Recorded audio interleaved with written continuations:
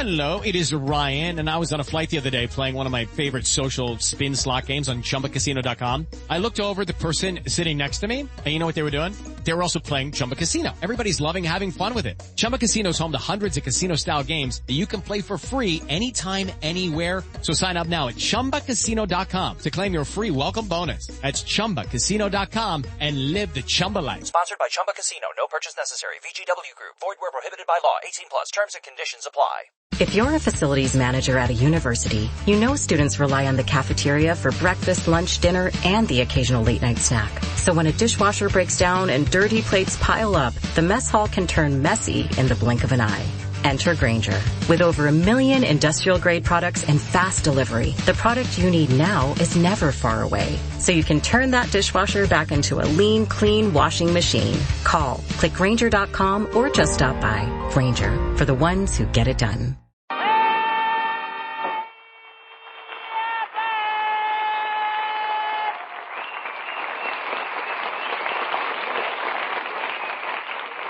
Well, it's about time you got here. Where were you? Well, I was over at my Uncle Mike's house, Abbott, and is he busy? He's got to eat biscuits for breakfast, lunch, and dinner. What's the idea? The biscuit company is running a slogan contest, and Aunt May has to send in 1,000 box tops. What does Uncle Mike think of the idea? He told Aunt May to mail in the biscuits. He'd rather eat the box tops. How did Aunt May ever meet Uncle Mike anyhow, Lou?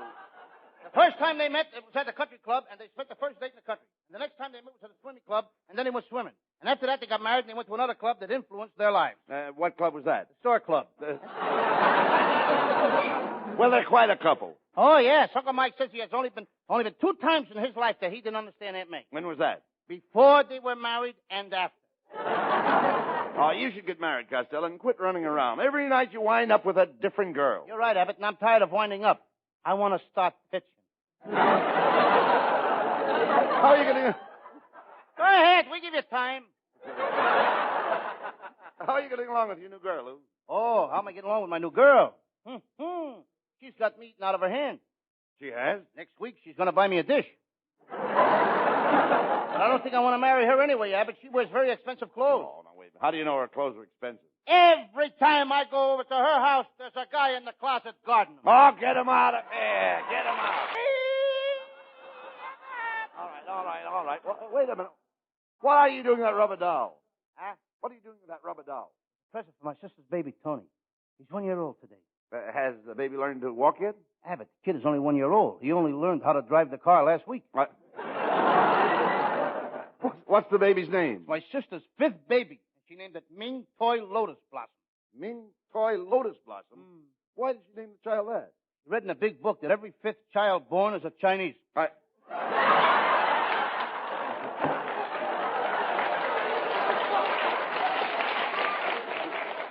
Well, never mind that, Lou. What is your sister's husband doing now?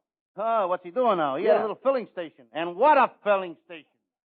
But they picketed him and closed him up. Now he's opened a skunk farm. A skunk farm? Mm-hmm. A skunk farm? He figures that's one business the union won't stick their nose in.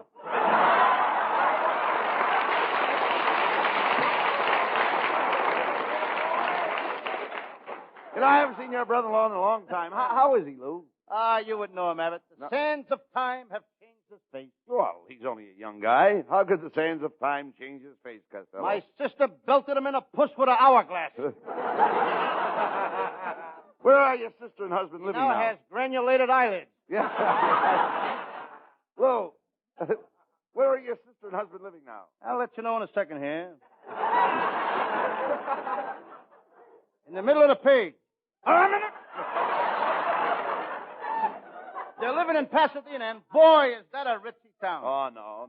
It's not so ritzy. Yeah, but Pasadena's so high class that they stop all the tourists at the city limit and make them rent mink coats before they can drive through town. No, I don't believe it. I know. Stop. I don't believe that. I don't Huh? believe that. I don't believe it. You don't believe it? No, I don't. My brother Pat used to drive a truck for the city of Pasadena. He told me that all the garbage he picked up was gift wrap. Oh.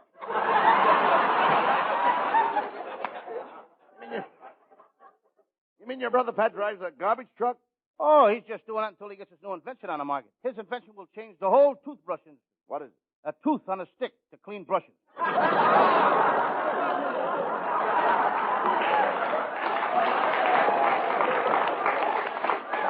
Costello, let's face it. Your brother's nothing but a bum. Abbott, that's why I can't sleep at night. Thinking what a bum my brother Pat is. Well, if you can't sleep, why didn't you count sheep? I did. Once I counted to 10,000 sheep. I was just ready to fall asleep when along came a black sheep, and I got to thinking what a bum my brother Pat is, and I couldn't sleep the rest of the night.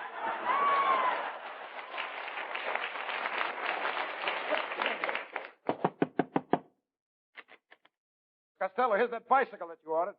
Thank you. Hey, wait a minute. What's the idea of buying a bicycle, Costello? I didn't want to tell you, Abbott. Wasting your money like that, buying a bicycle. I insist that you tell me what you're going to do with it now. Oh, well, if you must know. I must know. I'll tell you. Well, tell me. Last night I dreamed I was chasing Rita Hayworth, and I couldn't catch her. Tonight, I'm taking a bicycle to bed with me. And if that don't get her, tomorrow night, a motor goes on it. Costello, with all the thousands of people that have no place to live and are looking for vacancies, how can you walk around with a big empty head like that? Show me in the script where it says anything like that. Oh, wait a minute. I can tell a joke. I'm a pretty good showman. Yeah? Yeah? You tell a joke like P.T. Barnum. P.T. Barnum is dead. You keep telling those kind of jokes, you'll join them. I don't know.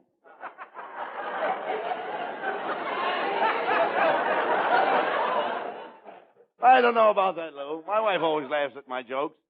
Did you ever notice those little crow's feet around her eyes? Those are from laughing at my jokes. If those are crow's feet around your wife's eyes, the crows that made them must have been wearing baseball shoes. How can you say that? My wife, Betty, has a beautiful face. She's got an automobile face. Well, what's an automobile face? As soon as she gets the jack, she ought to have it lifted.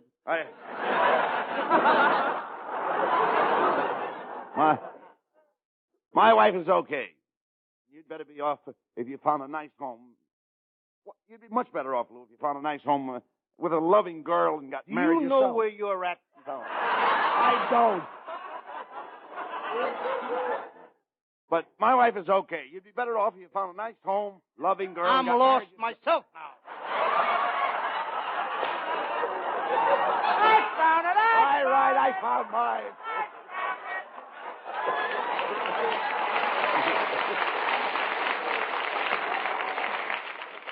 Have you got your place? Have you got yours? Oh, yes. Let's go. Let's go from scratch. My wife is okay. You'd be better off if you found a nice, home-living girl and got married yourself. Well, we gave you enough time to rehearse it. That's right. I had a home-loving girl, and I had to get rid of her. Why? When I wasn't around, she was home loving some other guy. Well, you should go out more and meet some nice girls. I'm going out tonight. There's going to be 26 girls at this party. I'm going to kiss every one of them. Now, that's the trouble with you. You have no manners. Now, when there are 26 girls at a party and you talk about kissing, every one of them, remember, one dozen. One dozen? No. Well, tell me which one it is, and I'll cross her off my list. Did you get it? No, I didn't get it. They're lost where we were before. Costello, you should be satisfied with one girl. Don't you know one girl that you like better than the rest? Oh, but I saw one today that I could really go for. Well, why don't you propose to her? Propose to her? Yeah. How dare you say that to me? Well, your father proposed to your mother. Yes, she was my mother, but this girl is a total stranger. Well, why don't you start courting her? I did. I sent her some orchids. Not orchids. It says here orchid. No, not orchids. Orchids. Kids, Orchids. kids. Oh, sure. Probably after we're married. No. No, you dummy. You don't get the girl with orchids. You get her with orchids. Kids. Just a minute. Where am I getting all these kids? I ain't even married yet. You talk sense. I'm talking about orchids. Orchids are raised in a nursery. Your kids might have been raised in a nursery, but our kids are going to be raised at home. No. You don't understand. I'm talking about orchids. We have orchids at home. They're potted. Take after you, don't they?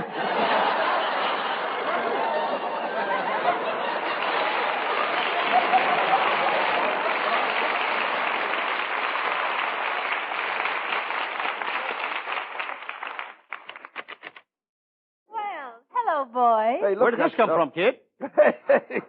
It's our beautiful new secretary, Viola Vaughn. Boy, I'm glad you showed up early, Viola. Tonight I'm going to sing a song just for you. Why, Costello, I didn't know you sang.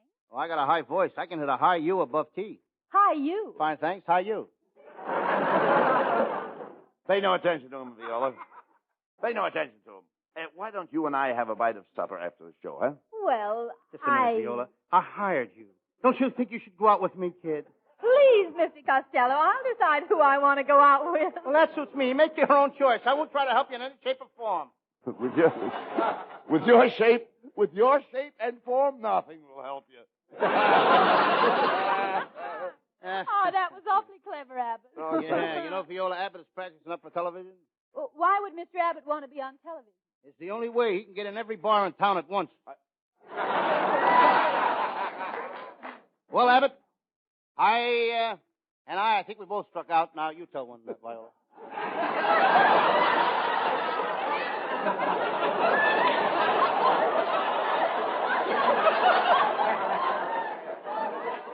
Well, I guess I'll have a try at it. Did you...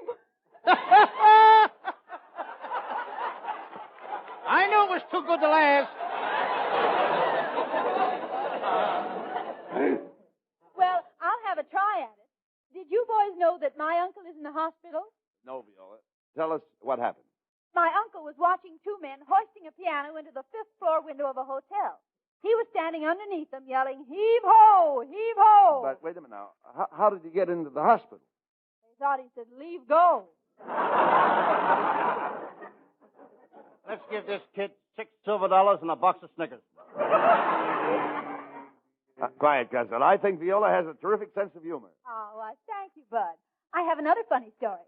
I went to the racetrack yesterday and bet on a horse that was 100 to 1. 100 to 1. That's terrific odds. Did the horse win? No. He was leading the field by 10 lengths when suddenly he jumped the rail and ran to the grandstand. What for? When he saw those terrific odds, he ran to the $2 window and put a bet on himself. Ladies and gentlemen, you have just listened to a joke by three unemployed people.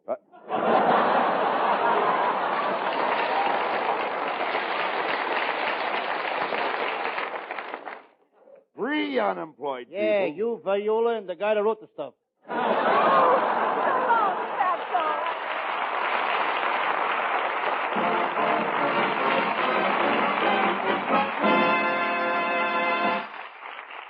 And that's the halfway mark in tonight's laugh race. Time for an intermission to concentrate on this. Yeah. Before we go back to work tonight, let's hear from our blonde cutie pie, little bitsy Virginia Maxie.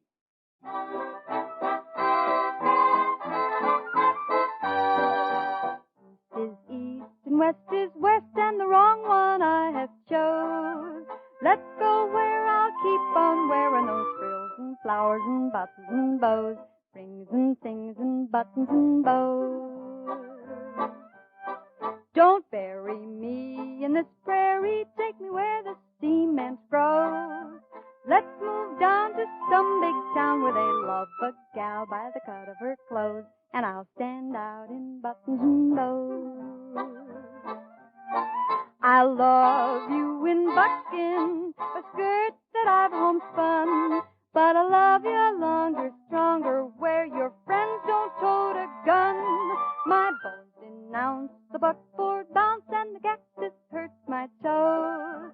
Let vamoose where gals keep using those silks and satins and linen that shows, and I'm all yours in buttons and bows.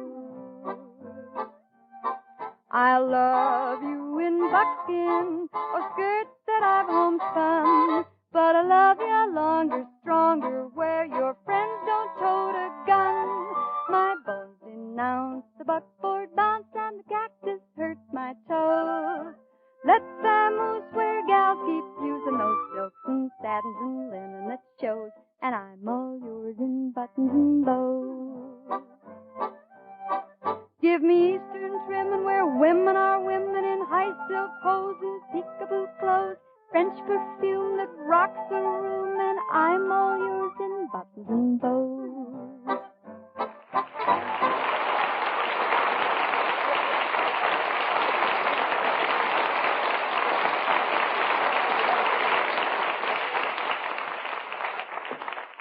All right, Viola.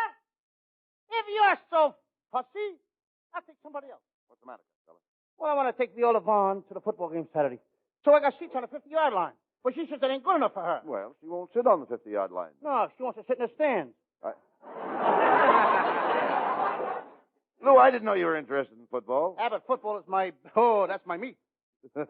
I've known you a long time, Costello, and you never went to any football games. Since when has football become your meat? Since the last time I went to the butcher shop and saw the price of steak.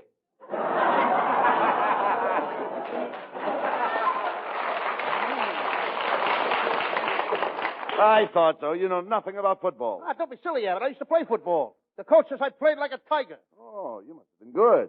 Nah, after all, what does a tiger know about playing football? What position did you play on the team? Left tickle. Huh? Left tickle. You mean... Left tickle. All right. You mean left tackle. I mean left tickle. I used to tickle a guy who was carrying a ball and make him drop it. Did you ever play any important teams? Once our team played Notre Dame, what a rough team. I wound up with a busted nose, 2 cracked ribs, and a twisted ankle. Oh, that's not so tough. It could happen to any player. It is Ryan Seacrest here. There was a recent social media trend which consisted of flying on a plane with no music, no movies, no entertainment. But a better trend would be going to ChumbaCasino.com. It's like having a mini social casino in your pocket. Chumba Casino has over 100 online casino-style games, all absolutely free. It's the most fun you can have online and on a plane. So grab your free welcome bonus now at ChumbaCasino.com. Sponsored by Chumba Casino. No purchase necessary. VGW Group. Void where prohibited by law. 18 plus terms and conditions apply. The Avengers radio series, a cultural phenomenon in South Africa back in the 1970s. South Africa was a country with no national television service. It wasn't until 1976 that the country would get its first taste of television broadcasts. But before that, radio was the primary medium of entertainment and information for the masses. This was the context when The Avengers, a British spy FI series, made its debut on South African radio and became a cultural phenomenon. The Avengers was a British television series that originally aired from 1961 to 1969. The show revolved around the adventures of John Steed, a suave and sophisticated secret agent, and his various female associates.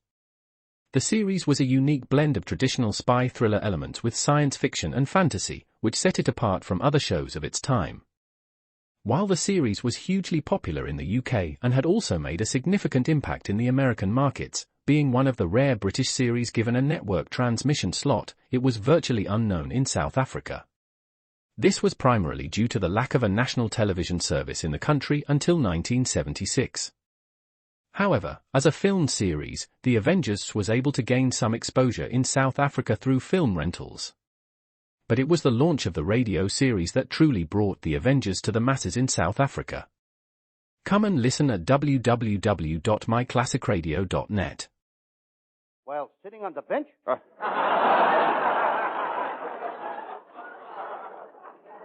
Costello, I've been a football fan for years, and I've never heard your name mentioned in connection with any team. Oh, around Patterson, New Jersey, I was famous. Patterson High School, Colt Hill. They remember me as the guy that invented the Costello hidden ball trick. Well, did your hidden ball trick work good? Good. That was 20 years ago. Nobody's found the ball yet. Well, you don't look like no football player to me. Football players have to be rugged and powerful and strong. Abbott, when I played football at Colt Hill in Patterson, New Jersey, I was powerful. All those kids were rugged. Very rugged. I can't say rugged. You just said it. You just said it. We didn't have no showers. By the end of the season, everybody said we were the strongest team in New Jersey. With the wind at our backs, nobody could beat us.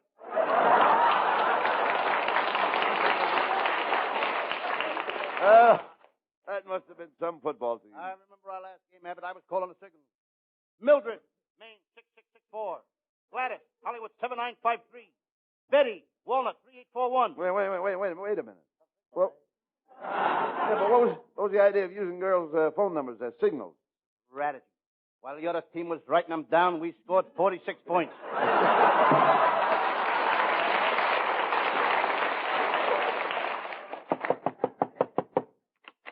Telegram for Lou Costello. Telegram for Lou Costello. Yeah, boy, I'll take it. You have it. What? It's one of my Sam Shovel Detective fans. Boy, am I getting popular. Sam Shovel Detective. Well, read it.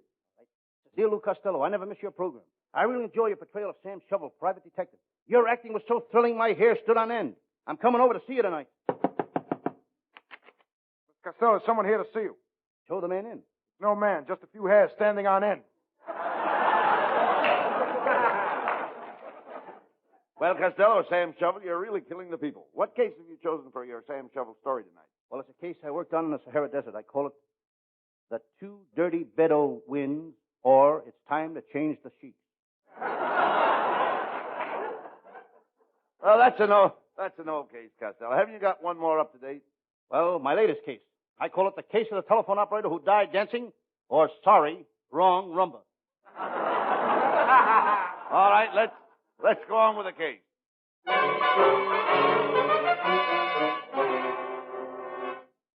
Yes, I'm Sam Shovel, private detective. It's been a slow day with the detective business. I'm sitting here in my little office listening to my favorite radio program. Calling Dr. Brand, surgery. Calling Dr. Brand, surgery. Calling George Jordan, girl intern. They never can find those two. There's more going on in that hospital than just operations.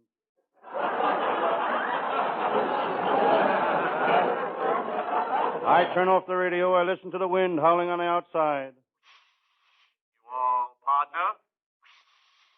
You all partner? It's a southwestern wind. I decide to check up on some of my latest cases. Here's the one of the baby that was gypped. When I found him, he was wearing half a diaper. Somebody had shortchanged him. I think I'll relax. I feel like a smoke. That reminds me, I read in the paper this morning where most of the doctors who switched to camels are now back driving automobiles.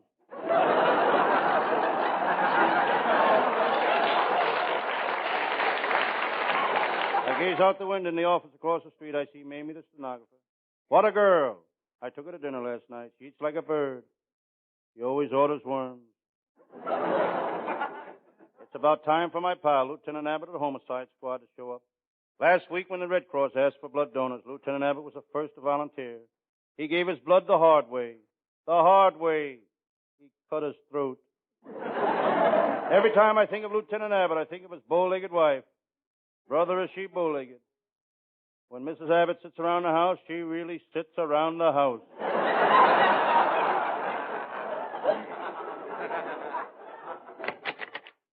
Hello, Sam Shovel. I've come over to tell you that Martin, the murderous midget, is on the loose again. Martin, the murderous midget, the toughest midget in the world, known to the police as public enemy number 1/2. Yes, Sam. If I catch up with Martin the midget, goodbye to his racket. Lieutenant Abbott ain't kidding. He's a great racket buster. He's busted 15 rackets already this year, and if he don't stop busting them at the Beverly Hills Tennis Club, they won't let him play there anymore. Sam, I got troubles of my own. I'm thinking of divorcing my wife. Last night I decided I can't stand her cooking. Lieutenant Abbott, you've been married to that woman for 30 years. How come you just decided you can't stand her cooking? Until last night. We always ate out. However, let's forget my problems. I will. Let's forget it and parley and forget your jokes, too. Sam, how's the detective business going? Any new cases? Yes, I'm on the trail of a woman criminal. Show off Susie. If I catch her, she'll go to the chair. I can't stand that dame. She's always showing off. Last week she started bragging again. She wanted to show everybody that her husband has brains. Can't arrest a woman for showing that her husband had brains. By shooting the top of his head off? Forget about show off, Susie, Sam. You're in for some real trouble. Dora the Dip escaped from prison this morning. Dora the Dip, the most beautiful woman criminal I ever met. What a temper she had. The first time I saw her, she was beating her second husband over the head. She kept beating her second husband over the head. What was she beating him with? Her first husband. Dora the Dip, she was mad about me. It was on account that she threw her second husband over. All I had to say was, Dora, I want to see you tonight no matter what man she was with. She'd throw him over. On account of that, they put her in jail. Oh, wait a minute. You can't put a woman in jail for throwing men over. Over the Pasadena Bridge? Sam, I heard that Dora was arrested while working as a clerk in a department store. She was jailed for taking money out of the cash register. That's a lie, Lieutenant. She never took any money out of the cash register. I'm glad to hear that. She never put any money in the cash register. Aha! There you are, Sam Shovel. That was Dora the Dipper. She looked more beautiful than ever. Sam, Yeah? I'm gonna kill you. She's only bluffing, Sam. You sent me to prison. You took me away from my family. My 5 children by my first husband. My 7 children by my second husband. She's still bluffing you, Sam. He may be bluffing, but it sounds to me like she's got a full house. Sam, on account of you, I spent 10 years in prison. 10 years locked up with 1,000 women. Do you know what it means to be alone for 10 years with 1,000 women? No, but I'd give anything to find out.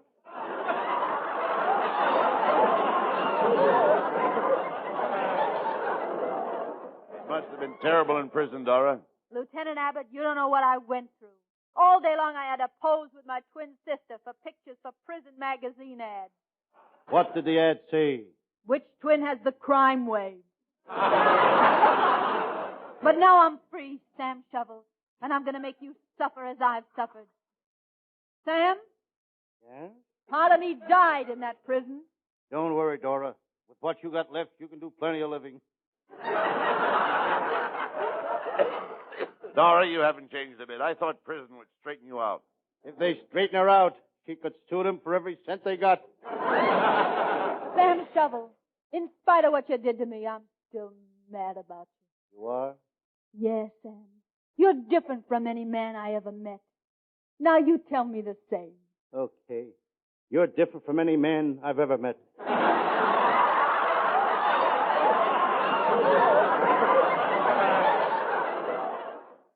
Sam, you sent me to prison and made a monkey out of me. Now I'm going to get even. I'm going to give you a kiss that'll make a monkey out of you. Come here.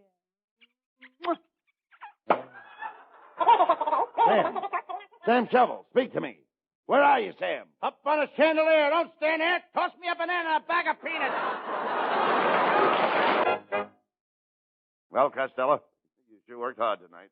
Yep, but you know my motto. Hard work never hurt anybody. That's what I keep telling the people that do my work. Well, you should... Thanks. You should thank the people that do your work. I'm going to do that right now, Abbott. That's First, well. I want to thank our writing staff, headed by Eddie Foreman, with Paul Conlon, Pat Costello, Martin Ragaway, and Len Stern. Wait a minute. And our band leader, Matty Malnick. You're right. And let's not forget our producer, Charles Vander. See you next Thursday night, folks. Good night, folks. Good night to everybody in Patterson. Good night.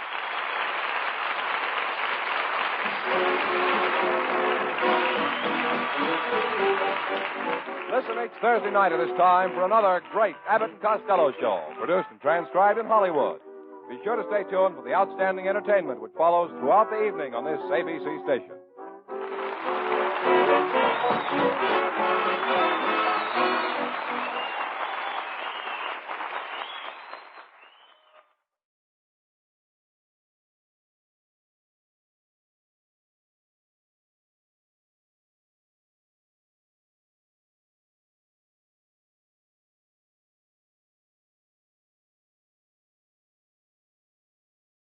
Ryan Seacrest here. When you have a busy schedule, it's important to maximize your downtime. One of the best ways to do that is by going to ChumbaCasino.com. Chumba Casino has all your favorite social casino games like spin slots, bingo, and solitaire that you can play for free for a chance to redeem some serious prizes.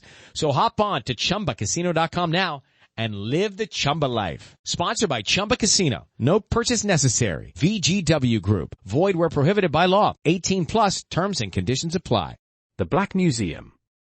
Horror and mystery based on Scotland Yard's collection, Orson Welles was both host and narrator for stories of horror and mystery based on Scotland Yard's collection of murder weapons and various ordinary objects once associated with historical true crime cases. Walking through the museum, Welles would pause at one of the exhibits, and his description of an artifact served as a device to lead into a wryly narrated dramatized tale of a brutal murder or a vicious crime. In the United States, the series aired on the Mutual Network between January 1st and December 30th, 1952. Beginning May 7th, 1953, it was also broadcast over Radio Luxembourg sponsored by the cleaning products Dreft and Miro. Since the BBC carried no commercials, Radio Luxembourg aired sponsored programs at night to England. In the United States, a program of similar scope, using many of the same picked cases as the Black Museum, and nearly mirroring its broadcast run, was broadcast by NBC called Whitehall 1212. The two shows were different in the respect that while Whitehall 1212 told the story of a case entirely from the point of view of the police starting from the crime scene, the Black Museum was more heavily dramatized and played out scenes of the actual murders and included scenes from the criminal's point of view. Come and listen at www.myclassicradio.net.